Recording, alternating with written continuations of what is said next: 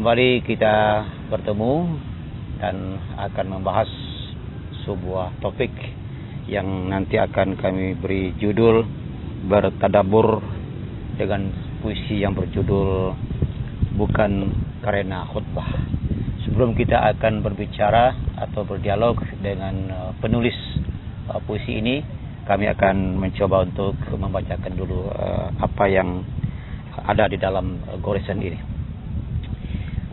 Bukan karena khutbah,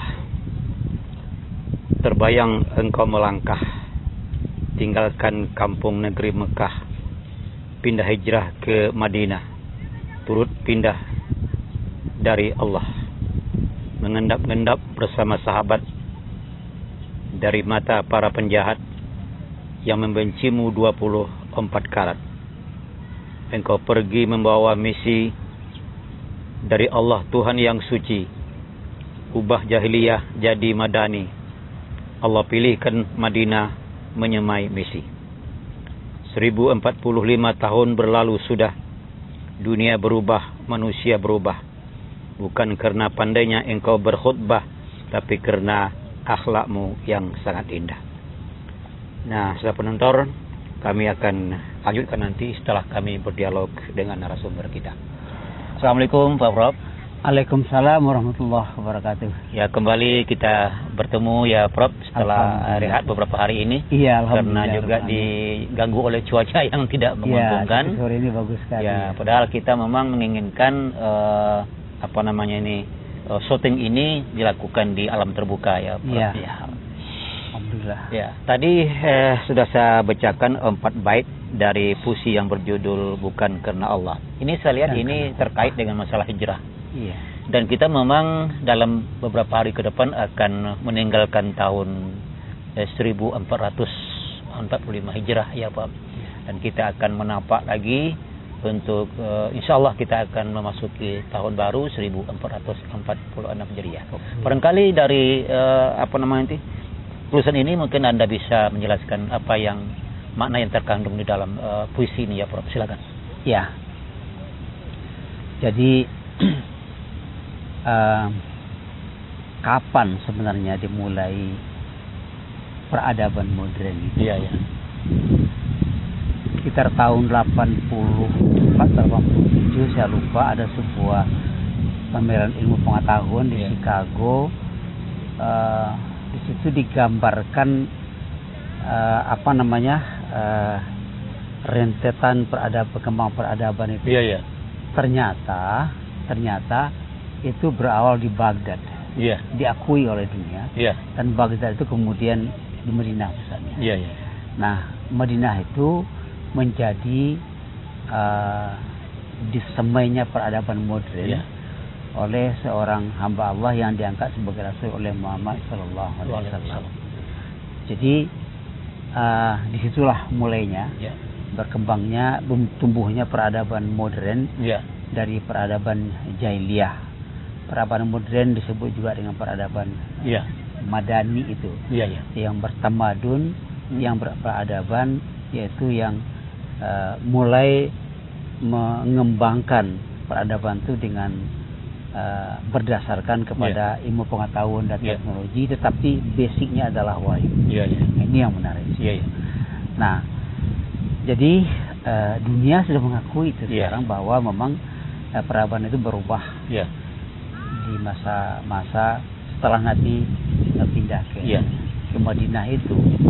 Sementara kita tahu bahwa di dunia Eropa Barat itu masih berada disebut dengan masa-masa Dark Ages. Artinya masa peradaban, masa-masa gelap ya. Gelap.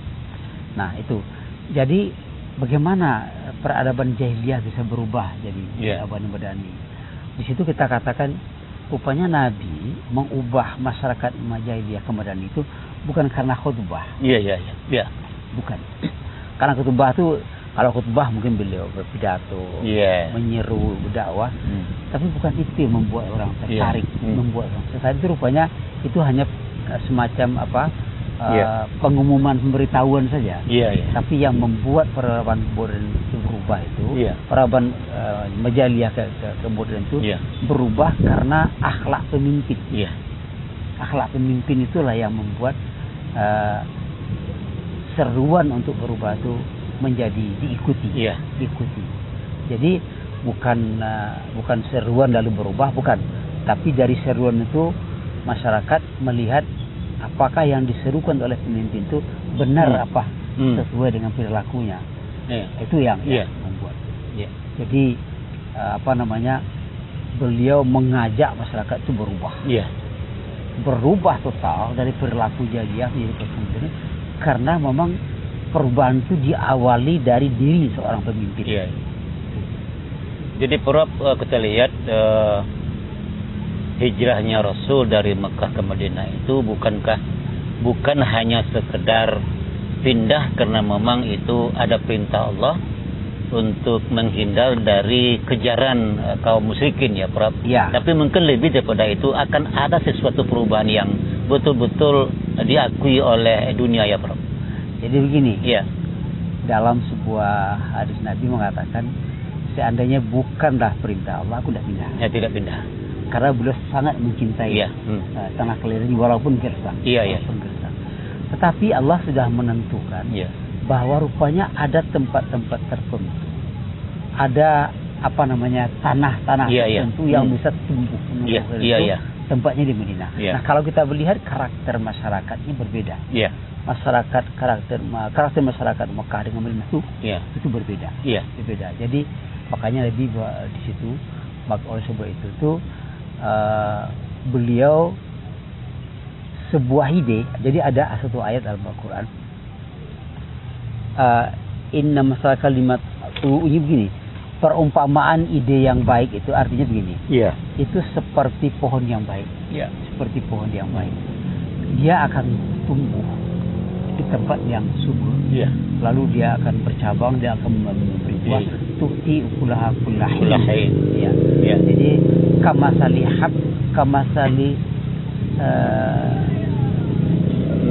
lupa saya ayat itu, seperti sebatang pohon yang tumbuh, kemudian dia berkembang, lalu mendatangkan. Jadi ide baik itu, kalau kita katakan Islam yang dibawa oleh Nabi itu bisa disebut sebagai sebuah great idea, sebagai greatest idea dari Allah Subhanahu Wa Taala. Jadi ide yang baik itu tidak bisa tumbuh saja begitu saja, tapi dia tumbuh di tempat yang sesuai. Berkembang. Jadi Allah memilih ke Madinah untuk mengembangkan ide yang baik itu, wahyu itu di kota Madinah yang madani itu. Jadi kita lihat bahwa memang dari segi karakter masyarakat antara orang Mekah dengan Madinah pun juga berbeda ya. Artinya karakter Muhajirin dengan Ansar itu memang berbeda jauh. Begitu ceritanya ya Prof. Jadi makanya gitu juga. Kalau masyarakat punya ide, punya inovasi, punya gagasan-gagasan, itu memang perlu tempat. Tempat yang mendukung untuk gagasan. Mekah pada waktu itu tidak mendukung. Orangnya sangat-sangat jahil, jadi tidak mendukung itu.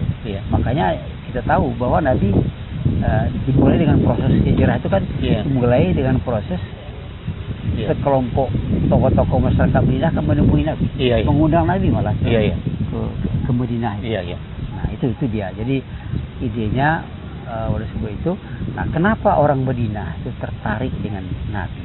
Karena yang termasyhur dari Nabi itu, dari Muhammad itu, bukan pandainya dia pidato, tapi akhlaknya, sehingga dia diberi gelar Al-Amin. Al-Amin itu kan pribadi yang sangat jujur, sangat jujur. Jadi itu yang membuat orang tertarik.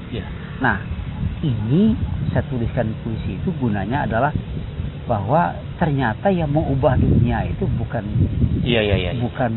retorika, bukan teknologi. Teknologi itu hasil dari perubahan. Yang mengubah dunia itu adalah akhlak pemimpin. Akhlak pemimpin. Jadi kalau akhlak pemimpin itu baik, dunia berubah jadi baik. Kalau akhlak pemimpin itu buruk, maka dunia akan berubah menjadi buruk. Jadi kata kuncinya, makanya ada satu ungkapan, leader is the culture builder. Jadi pemimpin itu pembentuk budaya, pembentuk peradaban. Jadi tergantung pada akhlaknya. Jadi ini ada ungkapan innamal umamu ma baqiyat akhlaquhum ya. Fa in zahaba akhlaquhum zahab. Jadi sebuah negara itu akan berdiri kuat sepanjang masyarakatnya memiliki akhlak yang baik. Ya. Nah, kalau akhlak mereka itu bobrok, maka hancurlah negara itu. Negara. Jadi saya lihat, Prof, para muhajirin itu yang tadinya sedikit juga berjiwa keras ya. Tapi begitu sudah berasimilasi dengan orang-orang Madinah, ya orang Ansor itu dia bisa menyatu ya, Prof. Itu dia. Itu tadi. Iya. Jadi orang Muhajirin itu kan orang-orang dari Mekah. Iya. Kan orang keras-keras apa? Nah, tapi karena mereka tersentuh dengan kepribadian Nabi, mereka berubah.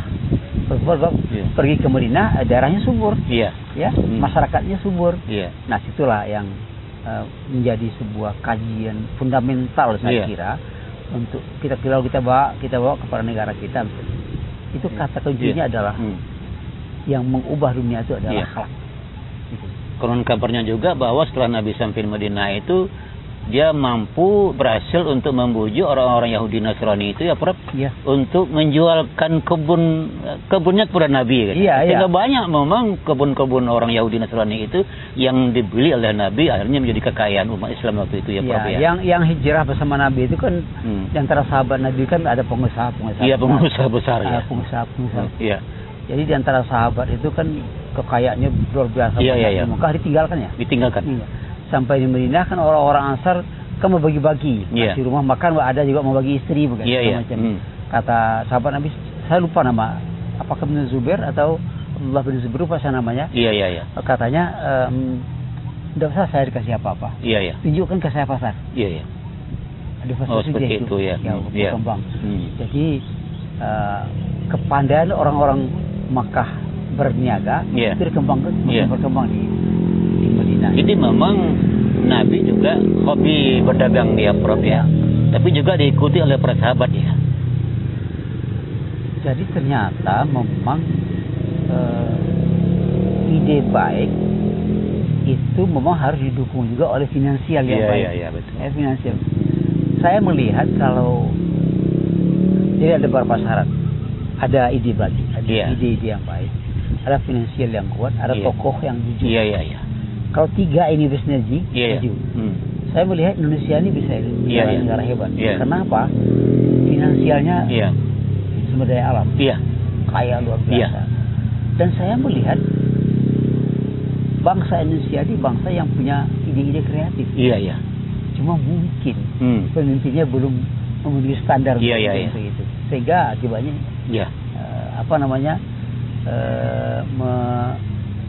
hilanglah potensi-potensi yang ada itu. Saya melihat seperti itu. Makanya saya sengaja menulis puisi itu. Memang tidak semua orang bisa memahami itu, tapi adalah untuk merangsang kita berpikir apa yang ada pada Nabi itu sebenarnya adalah bukan hanya ikutan, tapi awalnya adalah guru. Itu yang perlu ditangkap dari hijrahnya nanti. Saya lanjutkan, Prof. Baca puisi ini. Tadi sudah kita baca yang ke bait yang keempatnya, itu mengenai bukan kena khutbah ini, Prof. Sekarang bait yang kelima, itulah hakikat dari hijrah. Bukan mengubah tempat pindah, tapi merawat akhlakul karimah. Buang perangi jahiliyah. Wahai Rasul pembawa wahyu, dunia kembali seperti dulu, ke masa jahiliyah yang dah jauh itu. Rindu kami padamu Rasul, ingin dirimu aku rangkul, sepenuh rindu dapat berkumpul, walau di mimpiku moga terkabul.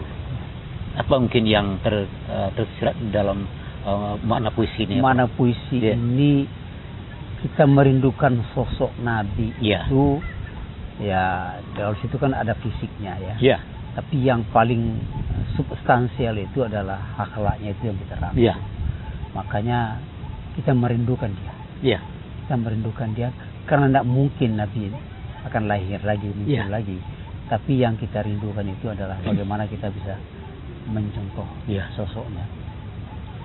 Jadi ayat tadi itu saya masih berpikir ayat tadi itu. Di kasajaratin abuha sabitun wafar sama autu tiukulha kullahin. Jadi ide-ide baik itu dia akarnya kokoh di bumi dan pohonnya dahannya menjulang ke angkasa dan dia mendatangkan buah yang banyak dan bisa dia bermanfaat untuk orang setiap waktu. Itu ide baik. Di sebagai tamsil Prof, apa yang diungkapkan oleh Tuhan dalam Al-Quran itu, tapi intinya adalah mereka-mereka yang memiliki potensi, tentu mereka akan memberikan manfaat kepada orang lain Jadi ide baik itu dalam Al-Quran dibunyikan kalimatun thayyibatin. Kalimat yang baik itu saya coba terjemahkan ide baik. Ide baik itu seperti itu. Jadi memang Nabi itu hijrah secara fisik, tapi juga ada non fisiknya, yaitu perubahan Prof Jadi kan sampai di Madinah kan sahabat bertanya, apa sebenarnya hakikat hijrah ini? Kata Nabi, hijrah itu adalah hijrah hati. Hijrah hati. Jadi intinya hijrah itu bukan fisik. Tetapi karena untuk menyelamatkan ide yang baik itu perlu ada tempat yang tenang. Maka Nabi pindah. Fisiknya pindah. Karena tidak diganggu. Kalau di Mekah kan dia diganggu terus, kan? Jadi kalau kita misalnya pernah juga hijrah fisik Prof katakanlah dari kampung halaman, sudah sunatullah juga mungkin Prof kita tak lagi tinggal di kampung gitu kan, tapi mungkin sudah suratan juga Prof. Tanah tapak rumah kita itu mungkin sudah ada juga dari Lauh Mahfuz sana Prof jadi disitulah kita membangun peradaban kita sendiri Prof Saya ingat ada satu penelitian di Jepang meneliti tentang DNA. DNA. Menarik sekali. Rupanya kalau kita sore ini akan bertemu, itu di saya dan di DNA Ustaz Wakisman sudah tertulis. Tertulis Jadi saya berpikir, apa itukah yang Lauh Mahfuz? Ini bisa yang menonton itu bisa memikirkan. Sudah tertulis dan DNA itu sudah pasti dia tulis seperti itu. Cuma katanya tulisan itu dia on off. Dia bisa di on an, bisa di off an. Artinya tidak ada bisa berubah yang tertulis di Lauh Mahfuz itu. Tapi dia bisa berubah, yang merubahnya yang membuat DNA itu Allah sendiri. Nah, kaitannya dengan doa. Jadi kalau sudah ditakdirkan begini, dia bisa berubah. Kalau Allah yang mengubahnya. On off itu kan Allah yang punya. Bagaimana cara itu? Doa. Makanya kata Nabi, tidak ada yang bisa mengubah takdir kecuali doa. Begitu dasarnya doa yang dikabulkan itu Prof. Jadi terlalu naif betul kita mengatakan bahwa ketika kita membaca ayat Al-Quran lalu kita mengatakan ini yang paling benar. Pemahaman orang salah. Sampai sekarang kan orang menanya-nanya, Lauh Mahfuz itu di mana? Apa? Ada penelitian ternyata rupanya sudah di DNA saya, di DNA Ustaz Wakisman sudah tertulis kita akan jumpa. Jumpa sekarang. Nah, bisa berubah kalau kita Allah yang mau mengubahnya. Jadi pertemuan kita baik masa lalu maupun hari ini bukanlah sebuah kebetulan katanya makanya tapi sebuah keteraturan. Itu dia. Jadi tidak ada istilah kebetulan di atas bumi, di atas dunia ini. Tapi betul, keteraturan. Allah yang sudah mengatur. Nah, cuma kita ada pilihan. Kita ikut saja atau kita berdoa supaya berubah. Ada ikhtiar di situ.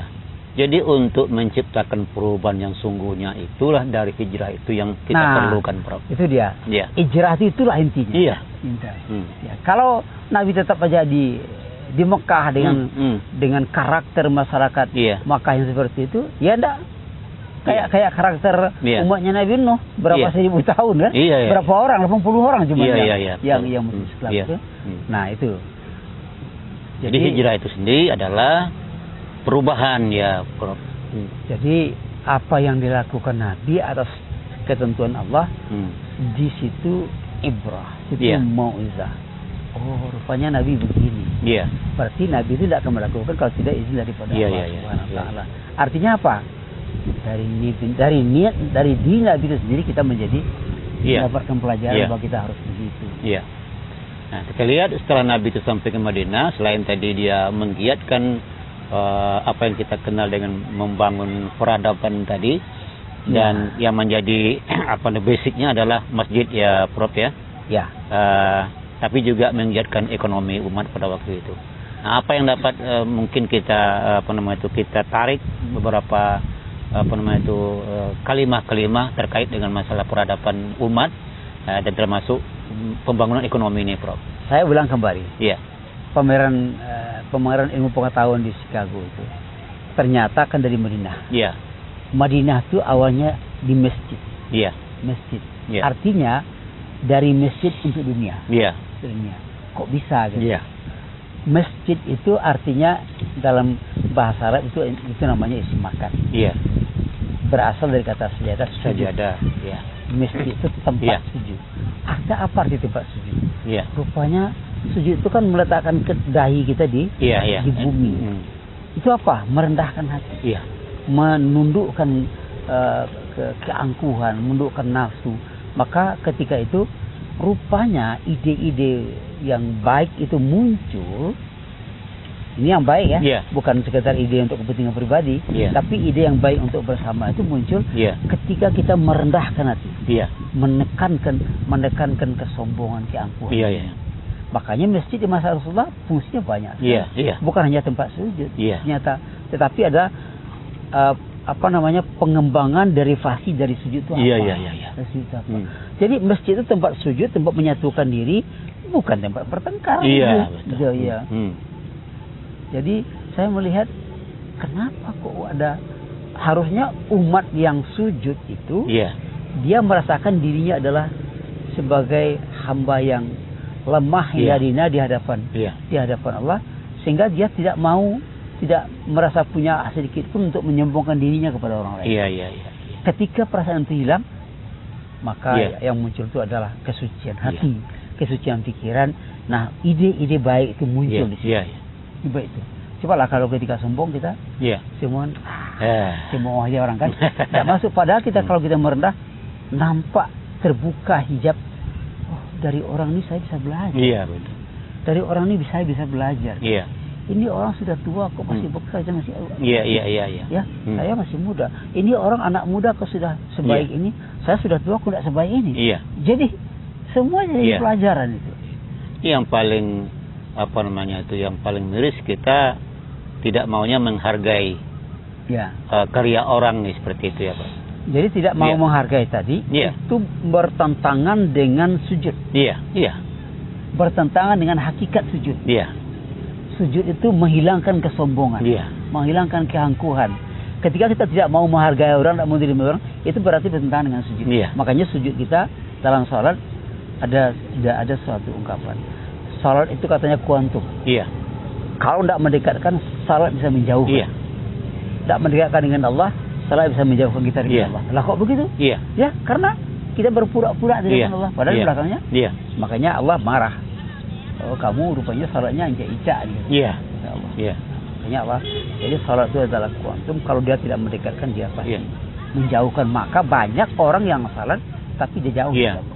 Jadi salat berjamaah tadi itu filosofinya adalah dalam rangka untuk membentuk kebersamaan ya, Prof. Dari kebersamaan itulah masyarakat dan umat bisa dibina ya, Prof. Kuncinya kebersamaan itu bisa menjadi sebuah kekuatan kalau bersatu. Bersatu itu bisa jadi kekuatan kalau masing-masing orang yang bersamaan itu merendahkan hatinya. Tidak merasa memaksakan egonya kepada orang lain. Jadi persatuan itu akan wujud kalau kita sama-sama mau menerima. Kesediaan mau menerima itu karena kita merasakan kekurangan itu. Makanya saya mengatakan kalau kita berkawan, kita saling menutupi. Gitu. Kekurangan saya ditutupi oleh Ustaz. Sebaliknya juga. Juga seperti itu. Ada kelebihan saya berikan. Ada kelebihan Ustaz Wakifman berikan ke saya. itu namanya baru. Baru namanya menjadi sebuah. Makanya orang-orang yang berada dalam sebuah komunitas bersama itu bisa menjadi kuat kalau dia bersinergi secara positif. Sinergi positif itu apa? 1+1 bukan hanya 1, bisa jadi 10. 2x2 bukan hanya 4, tapi bisa menjadi. Karena beranak-anak terus. Tapi kalau sinergi negatif, itu yang 1+1 atau 2+2 bisa menjadi 1. Mundur bisa habis. Kenapa? Karena saling menghantam. Nah, jadi orang-orang yang tidak ingin suatu masyarakat maju, masyarakat kita bisa maju, dibuatnya sinergi kita itu menjadi sinergi negatif. Betul. Sinergi negatif. Kita bersama tapi saling memburukkan, saling menjelekan, saling bertengkar, lalu hilanglah potensi yang ada. Itu. Jadi keberhasilan Nabi itu adalah membangun peradaban melalui masjid. Jadi peradaban itu ditumbuh, dibina, dikembangkan di masjid. Karena orang di masjid itu semua yang ada di situ dia menundukkan egonya. Berawal daripada itu. Jadi mungkin jadi inspirasi juga lah bagi kita masjid itu. Sekarang ini banyak sekali masjid-masjid yang sudah mirip-mirip juga dengan apa yang dilakukan mereka di Madinah misalnya, Prof. Fungsi masjid itu tak lagi hanya sekedar tempat sholat, tapi malah ada tuh seharian itu penuh dengan kegiatan-kegiatan Prof. Malah masyarakat yang singgah saja pun sholat bersama, makan bersama, dan itu gratis Prof. Ada masjid yang seperti itu. Pada masa Nabi mesti pindahkan diubah fungsinya antara pendidikan, tempat pendidikan, bahkan latihan perang. Betul. Pengobatan prajurit yang luka dalam perang, mengumpul ekonomi di masjid, berkumpul semua. Nah, kalau ekonominya sudah punya roh masjid, ya kan? Pendidikan rohnya roh masjid, kemudian kesehatan roh masjid, sosialnya rohnya roh masjid, bersatu dalam sebuah masjid. Nah, tetapi kalau masjid di mana hanya sebagai sebuah building, sebuah bangunan, roh itu tidak ada. Dan barangkali saja masjid itu fungsinya tak lebih daripada sebagai tempat sholat tempat 5 waktu sudah gitu kan, tapi tidak ada fungsi-fungsi lain yang bisa diterapkan. Tidak ada. Jadi sujud dalam artian di situ itu sujud hanya sujud fisik. Tapi sujud yang sebenarnya adalah sujud jiwa. Sujud jiwa, merendahkan jiwa. Makanya kalau dipanggil salat itu, yang dipanggil itu kan sebenarnya manusia dalam artian hakikat manusia. Baik Prof, barangkali menarik sekali apa yang menjadi topik kita, yakni bertadabur dengan sebuah judul yaitu bukan karena khutbah. Mudah-mudahan dapat memberikan pencerahan juga kepada para penonton kita Prof. Karena memang hari ini kita sudah berada di penghujung tahun 1445 Hijriah, dan kita akan memasuki tahun baru. Insyaallah Allah panjangkan usia kita dan kita bisa meningkatkan aktivitas hidup kita yang bermanfaat di tahun yang akan datang, dan tentunya juga kita semua diberikan kekuatan oleh Allah untuk melaksanakan setiap apa yang menjadi tuntunan daripada kehidupan kita Prof. Mengisi ruang yang diberi oleh Allah yang bermanfaat. Semuanya dapat kita isi dengan sebaik-baiknya Prof. Setelah penonton, demikian pertemuan kita dengan Profesor Dr. Haji Alaidin Koto pada kesempatan kini. Dan tadi kita membahas atau bertadabur dengan sebuah judul puisi berjudul Bukan Karena Khutbah. Semoga bermanfaat. Kita berjumpa kembali di kesempatan yang akan datang. Billahi taufik wal hidayah. Wassalamualaikum warahmatullahi wabarakatuh. Waalaikumsalam warahmatullahi wabarakatuh.